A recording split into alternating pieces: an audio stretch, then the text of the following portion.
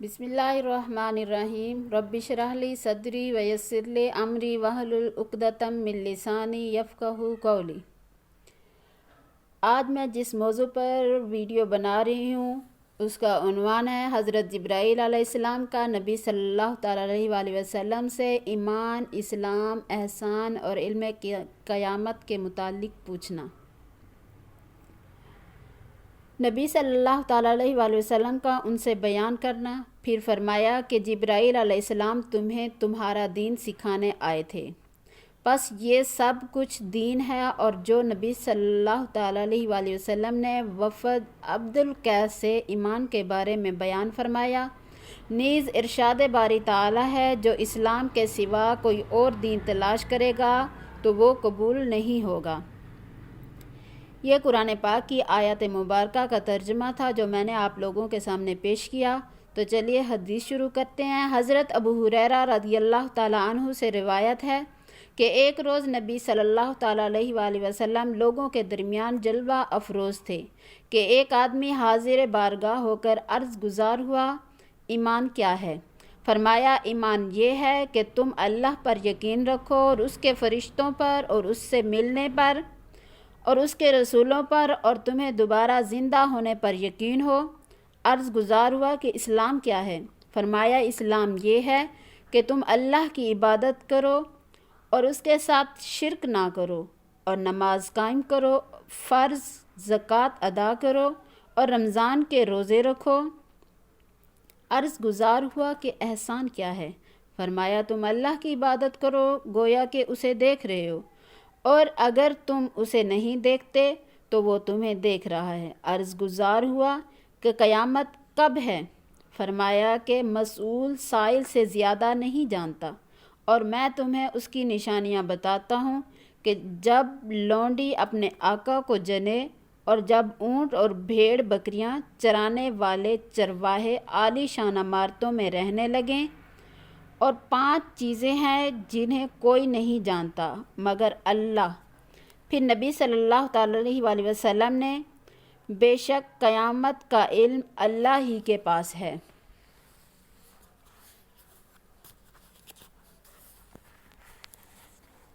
پھر آیت پڑھی، پھر وہ چلا گیا تو آپ نے فرمایا، اسے واپس لاؤ۔ تو انہوں نے کسی کو نہ دیکھا۔ فرمایا، وہ جبرائیل تھے جو لوگوں کو ان کا دین سکھانے آئے تھے۔ امام بخاری نے فرمایا کہ ان سب کو ایمان کا حصہ قرار دیا۔ تو اس کے بعد آپ لوگوں کو ایمان کی خصوصیت کے بارے میں احادیث مبارکہ سناؤں گی۔ حضرت عبید اللہ بن عبداللہ کو حضرت عبداللہ بن عباس رضی اللہ تعالیٰ عنہما نے خبر دیتے ہوئے فرمایا کہ مجھے ابو سفیان بن حرب نے بتایا کہ ہرقل نے ان سے کہا، میں نے تم سے پوچھا کہ وہ بڑھتے ہیں یا گھٹ رہے ہیں، تو تم نے بتایا کہ وہ بڑھ رہے ہیں۔ ایمان کا یہی حال ہے یہاں تک کہ وہ مکمل ہو جاتا ہے۔ اور میں نے تم سے پوچھا کہ کیا اس کے دین سے ناراض ہو کر اس میں داخل ہونے کے بعد کوئی پھرا بھی ہے؟ تو تم نے نفی میں جواب دیا۔ ایمان کا یہی حال ہے کہ جب وہ دلوں کی بشاشت بن جاتا ہے تو اس سے کوئی بھی ناراض نہیں ہوتا۔ دین کی خاطر گناہوں سے بچنے کی فضیلت۔ حضرت نعمان بن بشیر رضی اللہ تعالیٰ عنہ سے روایت ہے کہ میں نے رسول خدا صلی اللہ تعالیٰ علیہ وآلہ وسلم کو فرماتے ہوئے سنا ہے، حلال ظاہر ہے اور حرام ظاہر ہے، اور دونوں کے درمیان مشتبہ چیزیں ہیں جس کو بہت سے لوگ نہیں جانتے۔ پس جو مشتبہ چیزوں سے بچا تو اس نے اپنے دین اور اپنی عزت کو بچا لیا، اور جو ان میں پڑ گیا ایسے ہے جیسے وہ چرواہا جو چراگاہ کے گرد چرتا ہے، چراگاہ کے گرد چراتا ہے، خدشہ ہے کہ اس میں داخل ہو جائے گا۔ آگاہ رہو کہ ہر بادشاہ کی چراگاہ ہوتی ہے، خبردار ہو جاؤ کہ زمین میں اللہ کی چراگاہ اس کی حرام ٹھہرائی ہوئی چیزیں ہیں۔ آگاہ رہو کہ جسم میں گوشت کا ایک ٹکڑا ہے، جب وہ درست ہو تو پورا جسم درست رہتا ہے، اور جب وہ خراب ہو جائے تو سارا جسم خراب ہو جاتا ہے۔ سن لو کہ وہ دل ہے۔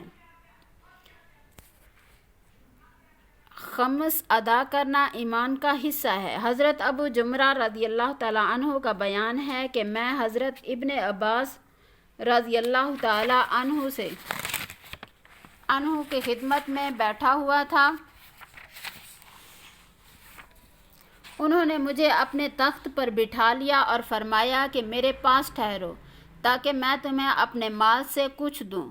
پس میں ان کی خدمت میں 2 مہینے رہا۔ پھر فرمایا کہ عبد القیس کا وفد جب نبی صلی اللہ علیہ وآلہ وسلم کی بارگاہ میں حاضر ہوا تو فرمایا کس قوم یا جماعت سے ہو؟ عرض گزار ہوئے ربیہ سے۔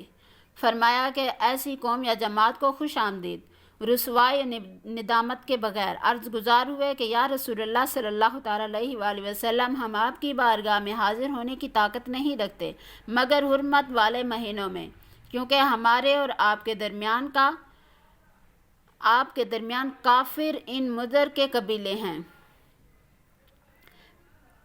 کافران مضر کے قبیلے ہیں۔ پس ہمیں ایسی بنیادی بات کا حکم فرمائیں جو ہم اپنے پچھلوں کو بتا دیں اور ان کے سبب جنت میں داخل ہو جائیں۔ اور انہوں نے پینے کی چیزوں کے متعلق پوچھا، پس آپ نے انہیں 4 باتوں کا حکم دیا اور 4 سے منع فرمایا۔ انہیں اللہ کی وحدانیت کا حکم دیتے ہوئے فرمایا جانتے ہو کہ خدائے واحد پر ایمان لانا کیا ہے؟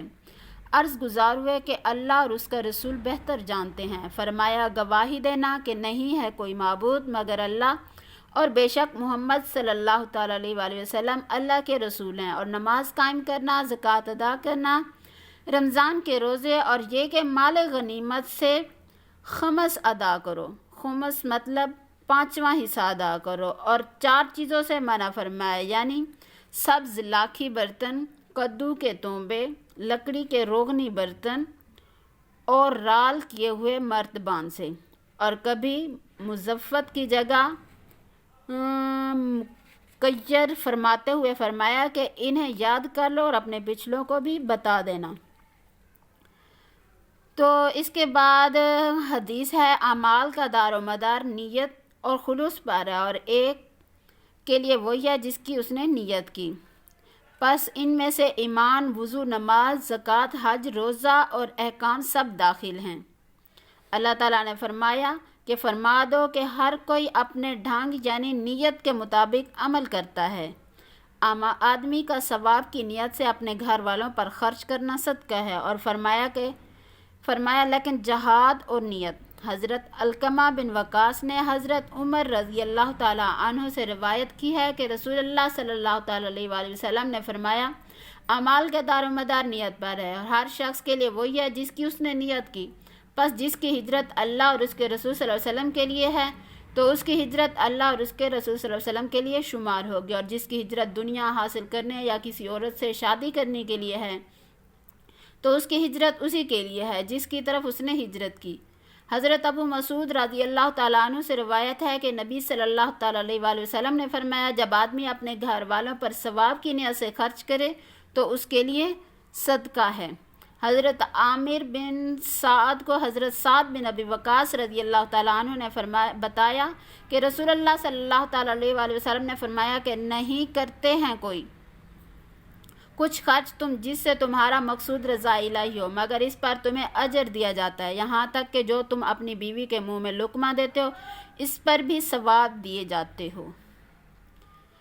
آخر میں میری اللہ تعالیٰ سے دعا ہے کہ میں نے جو کچھ بھی پڑھا اللہ تعالیٰ اس کو اپنی بارگاہ اقدس میں قبول فرمائے، اور آپ لوگوں تک یہ حدیث مبارکہ پہنچے، اور آپ لوگ اس کو سن کر زیادہ سے زیادہ شیئر کریں تاکہ ہر مسلمان تک میری یہ ویڈیو پہنچ سکے۔ اللہم صلی علی سیدنا و مولانا محمد و علی آل محمد و بارک وسلم۔